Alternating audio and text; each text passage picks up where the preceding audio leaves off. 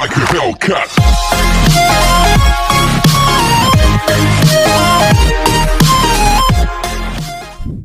Subscribe now and press the bell icon. Never miss an update. So hey guys, welcome back to another video of KTP Krishna teaching point. आप सभी का फिर से बहुत बहुत स्वागत है।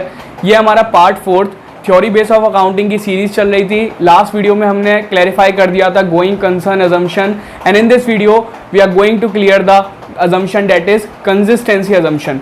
सो जब इस अजम्पशन को हमें क्लियर करना है तो सबसे पहले इसके नाम का मतलब समझना जरूरी है। First of all we have to clear out what is the meaning of consistency. The synonyms of consistency are regularity, stability, uniformity. These all conclude the same thing, that of accepting one thing and following it for consistently year after year, regularly year after year, or we can say uniformly year after year. कहने का मतलब ये है कि कोई चीज़ adopt कर लिया आपने, किसी मेथड को अपना लिया तो उसको लगातार कंसिस्टेंसी फॉलो करो, चेंज मत करो। आते हैं अकाउंटिंग पॉइंट ऑफ व्यू से, क्या मतलब है हमारा कंसिस्टेंसी अजम्पशन आखिर कहता क्या है। तो according to the consistency assumption, the accounting practices once followed or the adopted must be consistently applied year after year.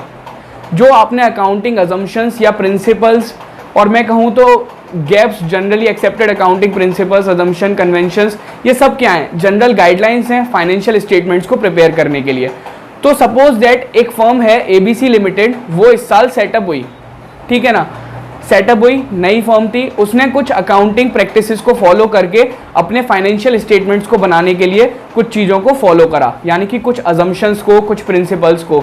जैसा कि मैं बता चुका हूँ, कुछ अजम्पशंस को, 3 अजम्पशन है हमारे पास, उसमें से कुछ फर्म्स कुछ अजम्पशन को फॉलो करती है, कुछ को नहीं करती, और जिन अजम्पशन को फॉलो नहीं करती उन्हें वो क्लैरिफाई करना होता है अपने अकाउंटिंग स्टेटमेंट्स के साथ। ओके, सो अब वो फर्म जो है, वो फर्म क्या कर रही है, उसने कुछ अकाउंटिंग प्रैक्टिसेस फॉलो करी फाइनेंशियल स्टेटमेंट प्रिपेयर करने के लिए। नाउ इस ईयर उसने अपने फाइनेंशियल स्टेटमेंट प्रिपेयर कर दिए। ओके, नाउ अब आते हैं नेक्स्ट ईयर पे। नेक्स्ट ईयर उसने क्या करा, अपनी अकाउंटिंग प्रैक्टिसेस के अंदर फाइनेंशियल स्टेटमेंट बनाने के जो अजम्पशंस थे, जो प्रिंसिपल्स थे, उनमें कुछ चेंजेस करे। उसने कुछ नए प्रिंसिपल्स या अजम्पशन को अडॉप्ट कर लिया। सो अब मेन प्रॉब्लम क्या है कि यहाँ पर कंपैरिजन करना बड़ा डिफिकल्ट हो जाएगा for both the internal and external users, कि आप लास्ट ईयर कुछ अलग मेथड्स, अजम्पशन, प्रिंसिपल्स को जनरल गाइडलाइंस मान के अपने फाइनेंशियल स्टेटमेंट्स को प्रिपेयर कर रहे थे। Now in the next year आप कुछ और गाइडलाइंस ले रहे हैं, कुछ और अजम्पशन या प्रिंसिपल्स को फॉलो कर रहे हैं जो आपने पिछले साल करे, हो सकता है उन्हें आपने छोड़ दिया, या इस साल आपने कुछ नए कर लिए। So that's making the problem. So अब पॉइंट ये आता है कि कंसिस्टेंसी अजम्पशन आया क्यों, किस कॉन्सेप्ट को क्लियर करना था।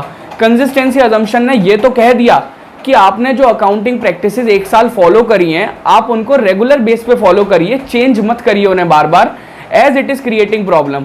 अब प्रॉब्लम क्या क्रिएट कर रहा है भाई? प्रॉब्लम क्रिएट हो रही है कंपैरिजन की। डेटा कंपेरेबल नहीं हो पा रहा, कंपैरिजन नहीं हो पाएगा डेटा का। क्यों नहीं हो पाएगा? सपोज दैट लास्ट ईयर कुछ और फॉलो कर रहे हो, इस ईयर कुछ और फॉलो कर रहे हो, तो किस बेस पे आप करोगे? लोग बैलेंस शीट को देखते हैं जब, तो वो लास्ट ईयर से कंपेयर करते हैं करंट ईयर की परफॉर्मेंस को, कि कितना ग्रो हुआ, कितने असेट्स बढ़े, कितना रेवेन्यू बढ़ा, कितनी लायबिलिटीज बढ़ी। तो अगर आप पिछले लास्ट ईयर कुछ और मेथड फॉलो करके इस साल कुछ और करोगे तो वो कंपैरेबल नहीं बचेगा। और इंटरनल एक्सटर्नल दोनों यूजर्स होते हैं। इंटरनल वो जो फर्म के अंदर हैं, जो डिसीजन मेकिंग करेंगे, मैनेजमेंट बोल दो। एक्सटर्नल में क्रेडिटर्स, डेटर्स, इन्वेस्टर्स, ये सब आपके फाइनेंशियल स्टेटमेंट्स को देखते हैं। पहले आपके फाइनेंशियल स्टेटमेंट्स को देखेंगे, उसके बाद आपके संग डील होगी। इन्वेस्टर आपकी कंपनी के अंदर तभी पैसा लगाएगा जब वो आपकी बैलेंस शीट, फाइनेंशियल स्टेटमेंट्स को देख लेगा, प्रॉपर एनालाइज कर लेगा, सारे फंडामेंटल्स को चेक कर लेगा। अनटिल अनलेस वो इन्वेस्ट नहीं करेगा। सो डेटा कंपेरेबल रखने के लिए मेन इसका ऑब्जेक्टिव था डेटा को कंपेरेबल बनाना। None of the other objective is there. First one and the major priority given objective of the consistency assumption is to make the data comparable and do not making inconsistency in making out the financial statements. So that's it for the consistency assumption. It's just nothing. Consistency assumption का मतलब वही है कि जो आप accounting practice को एक साल ले रहे हैं, अडॉप्ट कर रहे हैं, जिस तरीके को आप फॉलो कर रहे हैं अपने फाइनेंशियल स्टेटमेंट्स को बनाने में, उसको आप रेगुलर बेस पर फॉलो करिए। That's good and makes the data comparable for your firm for both the internal and the external users. Now एक क्वेश्चन जो लास्ट में मैं आपको बता दूं, जो आप सबके मन में आ सकता है कि भाई ऐसा क्या है कि जिंदगी भर क्या चेंज ही नहीं कर सकते फिर वो। अजम्पशन है पहली चीज, तो जनरल गाइडलाइन है, आपकी मर्जी आपकी फर्म है, ठीक है। दूसरी चीज, अगर लॉ के अकॉर्डिंग ये चेंज हो, अकाउंटिंग स्टैंडर्ड्स के अकॉर्डिंग अगर कोई आता है, मैं कहता हूं कोई अमेंडमेंट आता है, ठीक है ना, किसी अजम्पशन या प्रिंसिपल के लिए, तो वो सारी की सारी ऑर्गेनाइजेशंस को अडॉप्ट करना पड़ेगा because of the accounting standards. कुछ अथॉरिटीज हैं अकाउंट्स के अंदर जो उसे दे रही हैं अमेंड करके, तो आप उसे अप्लाई करेंगे। अनटिल अनलेस वो एक गाइडलाइन दे रही है कि आप सेम जो भी आपने लिया है पैटर्न अपने फाइनेंशियल स्टेटमेंट्स को बनाने के लिए, उसको सेम रखें ताकि आपका डेटा कंपेरेबल रहे। Thank you for this video. Next video में मिलते हैं अपने अगले अजम्पशन के साथ, that is accrual assumption. Thank you for watching the video. Channel को सब्सक्राइब कर लीजिए, बेल आइकन को प्रेस कर दीजिए ताकि आगे के नोटिफिकेशंस आपको मिलते रहें। मिलते हैं अपनी अगली वीडियो में।